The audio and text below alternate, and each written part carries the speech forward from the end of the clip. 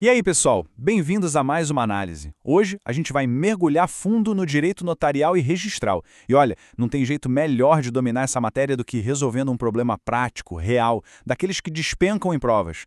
A nossa estrela de hoje é a Lei de Registros Públicos, a famosa Lei 6.015 de 73. Ela é cheia de detalhes super minuciosos e dominar o texto literal dela é absolutamente crucial para o sucesso. Vamos dissecar uma questão clássica, passo a passo, alternativa por alternativa, para entender exatamente como as bancas tentam confundir a nossa cabeça. A nossa análise começa com uma situação super comum no direito de família. Imagina o seguinte cenário. A Ana entrou com uma ação judicial para anular o casamento dela com o Pedro, alegando que a autoridade que celebrou era incompetente e, adivinha, ela ganhou. O juiz julgou o pedido procedente. Só que o Pedro não aceitou a decisão de jeito nenhum e entrou com recurso de apelação. Aí vem a grande pergunta. Diante dessa confusão com o recurso rolando, o que o oficial do cartório tem que fazer em relação à averbação? Vamos dar uma olhada nas alternativas. Bora ver a alternativa A.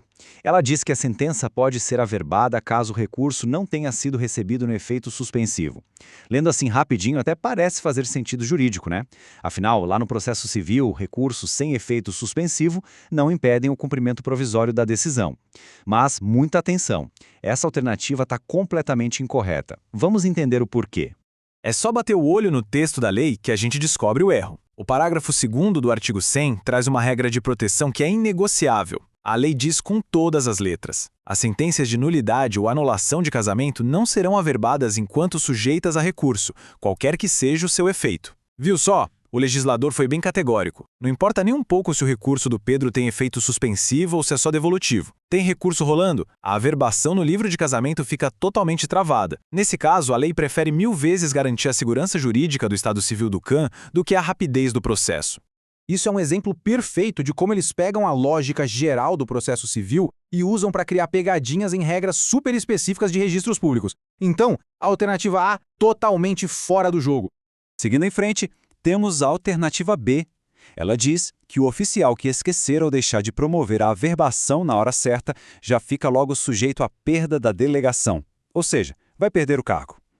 Mas será que a lei é tão durona assim logo de cara? Pois é, não é não. Essa afirmação é falsa. Se a gente for olhar a regra exata, lá no parágrafo 5º do mesmo artigo 100, a lei até prevê umas punições bem pesadas para o oficial que for negligente. Mas existe uma escadinha, uma gradação, que a questão simplesmente ignorou. Primeiro, o oficial toma uma multa e uma suspensão do cargo por até 6 meses. A perda do cargo, que é a pena máxima, só acontece em caso de reincidência, e aí a multa até dobra. Então, a alternativa erra feio ao colocar essa pena máxima e definitiva como se fosse uma punição imediata para o primeiro vacilo. Esses detalhezinhos sobre prazos e punições são um prato cheio para pegadinhas nas provas. Alternativa B carimbada com sucesso como errada.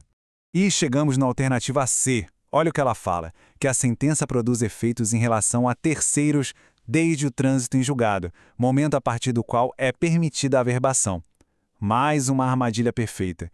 Ela mistura conceitos e vai totalmente contra a essência do registro público. Tá super errada.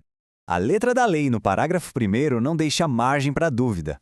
Antes de averbadas, as sentenças não produzirão efeito contra terceiros. Gente, o objetivo do registro público é justamente dar publicidade para as coisas. Enquanto essa anulação do casamento da Ana e do Pedro estiver só lá na pastinha do processo no fórum, o mundo afora, os terceiros, não tem como adivinhar o que aconteceu. O efeito erga omnes, aquele que atinge todo mundo, só nasce de verdade com o ato registral, com a averbação lá no cartório.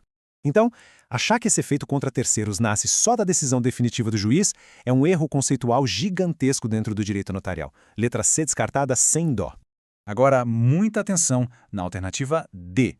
Ela afirma que, quando promovida a averbação, o oficial deve comunicar a sua realização em 48 horas ao juízo que emitiu o documento averbado. E adivinha só? Finalmente achamos a nossa resposta correta. Isso aqui é o espelho exato do que manda o parágrafo 4º da lei. Pensa bem, o oficial do cartório não trabalha numa ilha deserta, né? Depois que ele escreve a averbação da anulação lá no livro, ele tem um dever estrito de avisar o juiz que mandou a carta de sentença. E ele faz isso mandando um ofício com registro postal. O juiz precisa saber que a ordem dele foi cumprida direitinho. E o grande pulo do gato aqui é esse número, 48. Prazos em horas são uma verdadeira raridade na nossa legislação, e é por isso mesmo que eles viram alvo fácil nas questões. Gravar esse prazo de 48 horas na memória é absolutamente essencial para garantir o acerto. Então, tá aí. É com toda a certeza do mundo que a gente confirma a alternativa D como gabarito perfeito para o nosso problema prático da Ana e do Pedro. Só por desencargo de consciência, para não deixar nenhuma ponta solta, bora dar uma olhadinha na alternativa I. Ela fala que a famosa carta de sentença é prescindível, uma palavra chique para dizer que é dispensável e que pode ser substituída por uma cópia da sentença autenticada por advogado.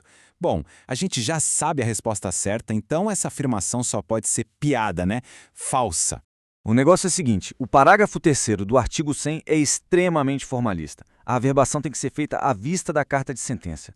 A lei exige esse documento específico que é assinado pelo juiz, contendo todos os requisitos bonitinhos e a certidão do trânsito em julgado. Não tem a menor previsão na Lei 6.015 para pular essa formalidade. Por mais que em outras áreas do direito a gente viva falando de desburocratização, aqui a regra é clara e fechada. Pronto, finalizamos a demolição completa de todas as alternativas erradas que a questão tentou empurrar para a gente. Fica bem claro como as bancas adoram brincar com as palavras literais da lei, não é mesmo? Para a gente consolidar tudo que aprendeu hoje, preparem para anotar ou tirar aquele print da tela.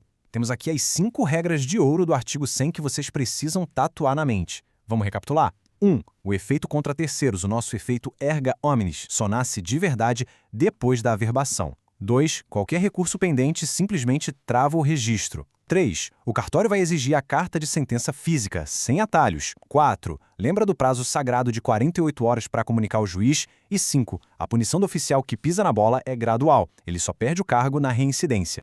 E assim chegamos ao fim de mais uma análise. Vocês viram como dominar a letra fria da lei transforma situações super complexas, tipo o drama da anulação do casamento da Ana e do Pedro, num quebra-cabeça fácil onde todas as peças se encaixam?